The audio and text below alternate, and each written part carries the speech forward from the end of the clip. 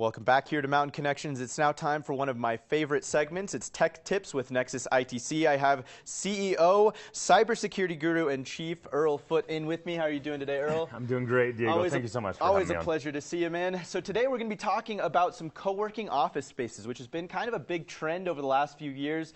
There's been dozens of them pop up all over the Salt Lake Valley, and I think even a few here in Park City as well.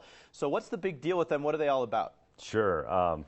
So co-working space, I think, is really, it's a really great trend, and we're seeing it happen worldwide, not just here locally, but particularly we're seeing a lot of co-working spaces open up, in the Utah, in the downtown Salt Lake area, there's some massive advantages to those, particularly for smaller organizations and startup organizations. It can instantly give you a community, other entrepreneurs who are working at winning every single day, that are around you. It can, a lot of those co-working spaces are hosting events constantly that are helping improve personal and professional development opportunities for, up-and-comers and startups and entrepreneurs. There's some really cool things with co-working space. So the networking aspect alone is really kind of cool as well. You're around, as you said, a bunch of other young entrepreneurs who are as driven and trying maybe to get their own startup off the ground as well. So you can kind of bounce ideas off each other. I've been into one co-working space, the Hive Downtown, and that was really interesting to go into just to see how many different industries kind of were at play in that single office space, but also to see how people were really communicating and working with each other in that space as well. You got people from kind of the tech side and maybe even people from product development in another company that are kind of talking and bouncing ideas off each other and learning a lot from each other as well. Totally, yeah, and that's the thing is they seem to create these communities where it's totally okay to go interrupt your neighbor and ask them for some ideas, right? if they have a specialty about, right?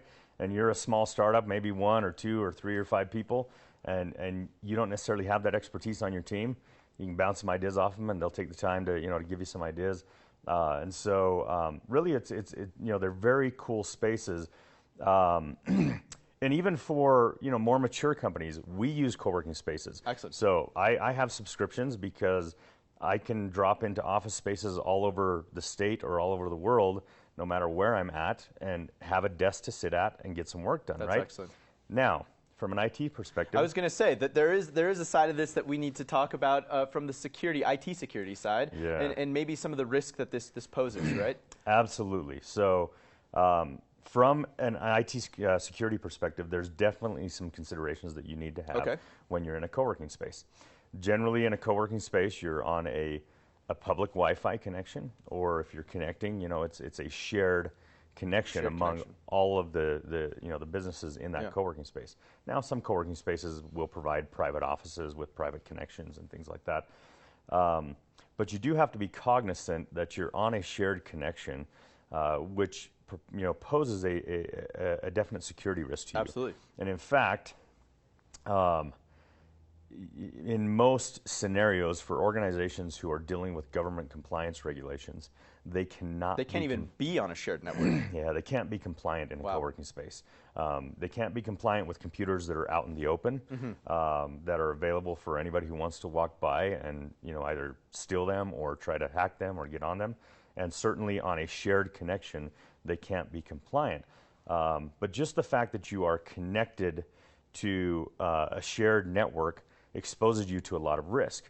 If somebody else on that network happens to get, and we've talked about ransomware or malwares on these segments, if somebody happens to get a ransomware that has a worm in the payload, which will seek for other computers and then infect those computers, you can be doing everything that you feel is correct and right, but some bozo down the hallway gets gets a ransomware. And that because ransomware, you're on a shared network. Yeah, that ransomware infects your computer, and then you've got a massive problem to deal with. Major problem. And with that shared network, you could spread like wildfire, really. I mean, it'll go from computer to computer within that office space so fast before you even realize that it's happening to you. Seconds or minutes. And as you said, that's kind of the problem with the co-working spaces. With maybe in your own office, you can set some standards, policies, or norms on how to regulate computer use and stuff like that with your own employees, but you can't do that across across the board in a co-working space. You can't trust that everyone is maybe as compliant as you are, or as maybe even as knowledgeable as you are as computer safety and IT safety, right? Absolutely not. So there's some definite things I would recommend. What should people do? Yeah, so as I said, as an IT professional and a cybersecurity guru, I drop into co-working spaces. Yeah. So you need to make sure that you have adequate endpoint protection. So a really good antivirus, anti-malware solution, preferably something that has anti-ransomware built into it.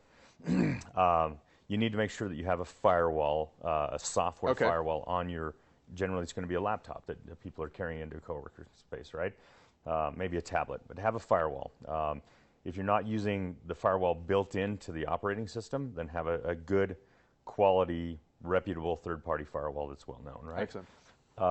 And third, if you do need to access any sort of corporate data or anything like that, use a VPN. I was going to ask if a VPN is smart to have that encryption in your computer as well. That changes everything, right? Yeah. And you mentioned encryption. You can even go one step further and encrypt your hard drive, but then absolutely have a VPN connection.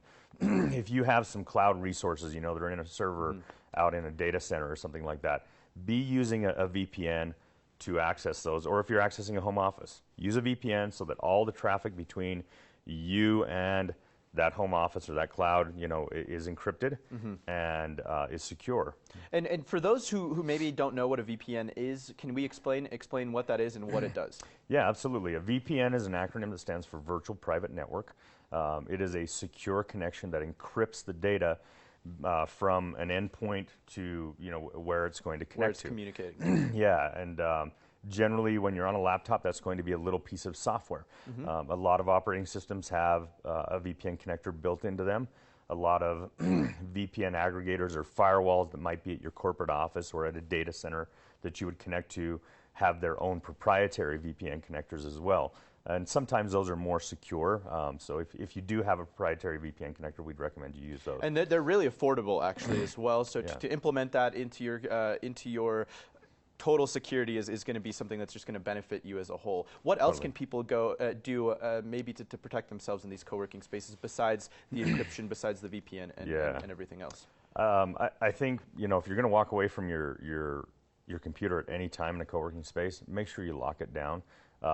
If you're going to walk away from it for a period of time and you're not in an office that you can lock, then take your computer with you, right? If you're walking away for a lunch meeting for an hour, I probably wouldn't leave your computer sitting there. Absolutely. Because co-working spaces, while oftentimes there's somebody, at the front desk, somebody can still walk in off the street and just grab stuff. And it's happened. We know of co-working spaces. Wow. We have a lot of co-working spaces that are clients, really great organizations, but we know of situations where people walked in off the street and grabbed laptops off of empty desks. So be mindful of that. I mean, there are some great benefits, as you said, the access to having a great, safe and sound, office space anywhere that you're traveling. If you need to get some work done on the road, that's great. A great place to do some networking as well, but also you have to be aware of some of the potential IT risks as well as some of the personal risks that may happen when working in these co-working spaces.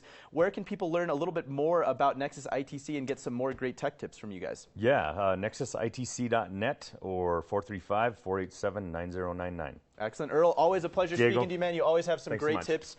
Thanks again. Be sure and check them out again at nexusitc.net. If you need any expertise in the realm of IT or cybersecurity, they are the people that you're going to want to call. Earl will have an answer to any one of your questions. We'll be right back with much more right here on Mountain Connections. Don't go anywhere.